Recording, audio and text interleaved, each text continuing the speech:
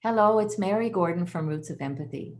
I'd like to speak to you about childhood not being a race.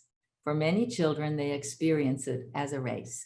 So if we think back to the first year of our children's lives when they were babies, and we think about one of the big milestones, which was rolling over, there's no one right age to roll over. There's a whole spectrum. Each child has their own unique timetable for development. You can't push them to roll over faster. You can't train them to roll over faster. It's up to them, and it's up to us to respect and acknowledge their unique timetable for growth.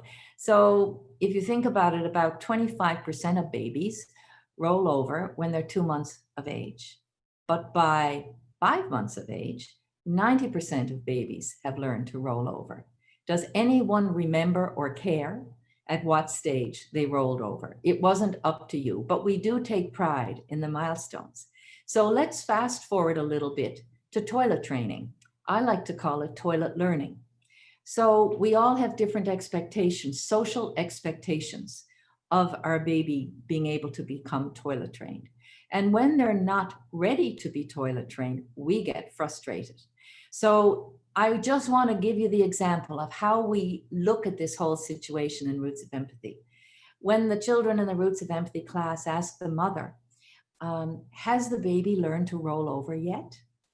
If the baby has, of course, the mother will share. But if the baby hasn't, the mother says, not yet, meaning in his time, in his own time. And that concept of not yet is what I want to share with you today. Because little babies who haven't managed to become toilet trained at the stage that the parents think they should be, it's a not yet for them. And it's permission for the baby, and it's permission for the parent not to be judged. Fast forward again to school. This whole idea of reading at a particular time, there's huge pressure on children, on the family, on everybody. But children approach this idea of reading, they have to get many things developmentally together to be able to read. And when you think of it, by age in the classroom, look at a grade 1 classroom. Some of the children are a full year older than other children. If your child is born in the last 3 months of the year, they have permission to not yet be ready to do a lot of things. Their coordination, their cognitive development, their language experience, they don't have as much experience in the world as the children who were born in January. They have almost a year advantage if you have a December baby.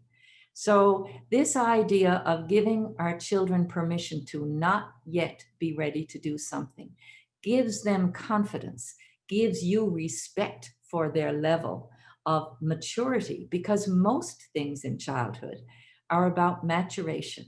So you will find that you probably enjoy every stage more if you realize that there is a unique trajectory for growth in every domain of development of childhood, and seize the moment and enjoy the child without feeling you have to push. So how about thinking not yet for yourself as well?